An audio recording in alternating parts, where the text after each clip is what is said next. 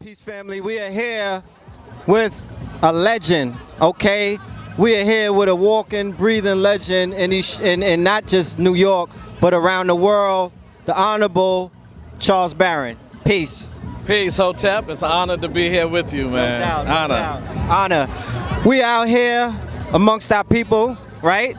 Talking about black entrepreneurship and what it needs to be done and the importance of it, honoring our open air marketplace, honoring the fact that we have brothers and sisters that are exemplifying do for self mentality. I want to know from you as a council member and a person who is in government, what are some of the steps that we could take to make your job easier and also to make some of our dreams and aspirations come true? Well, first of all, I'm the assemblyman.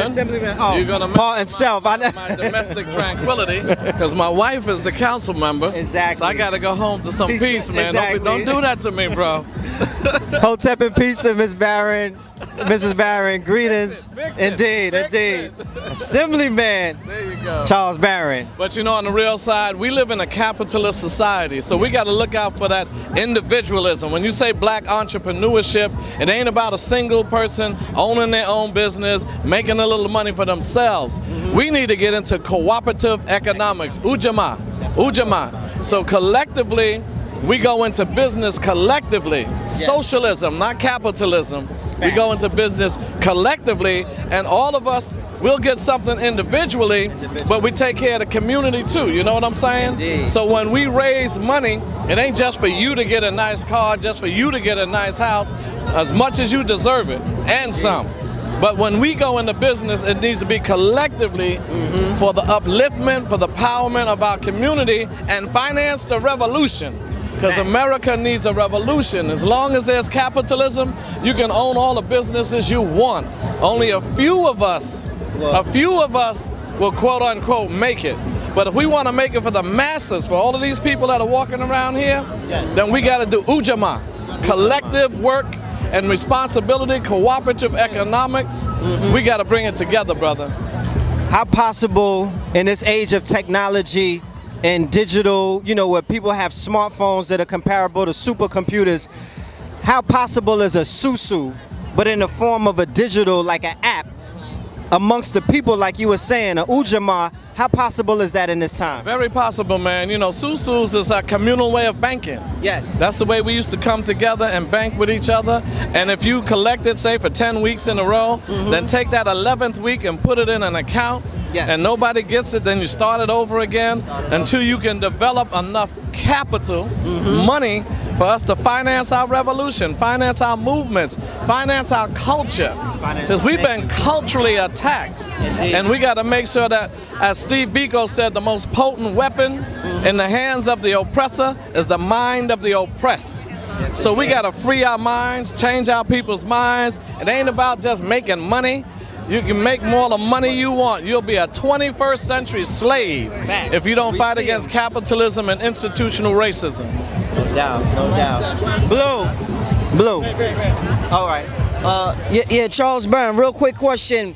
A lot of black businesses was forced to close down in Brooklyn because of this whole gentrification thing happening and the rent going up in real estate. A couple of buddies of mine, they own Nicholas Bookstore. They got to move.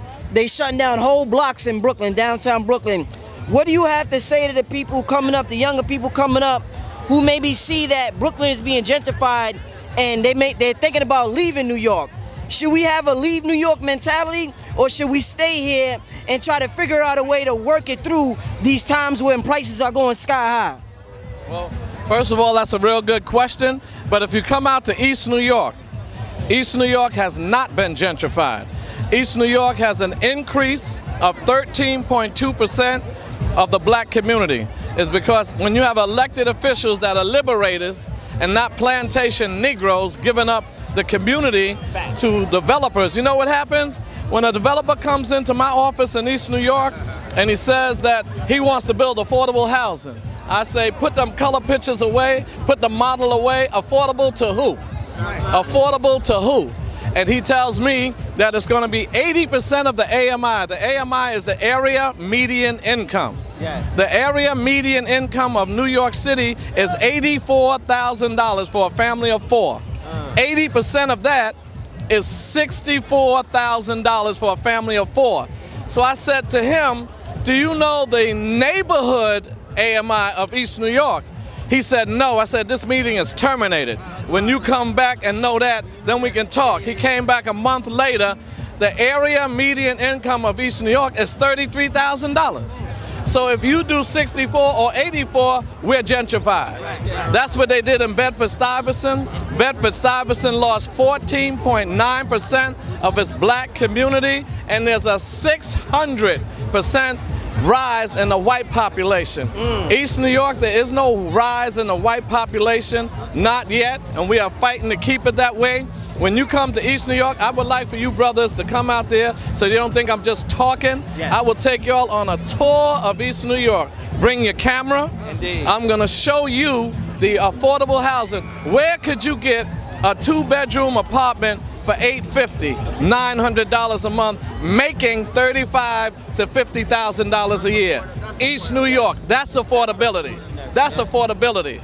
So we did that in East New York. I'm trying to hope Brownsville does the same thing, because the 2 blackest communities in New York City is East New York and Brownsville. And we're gonna stay black.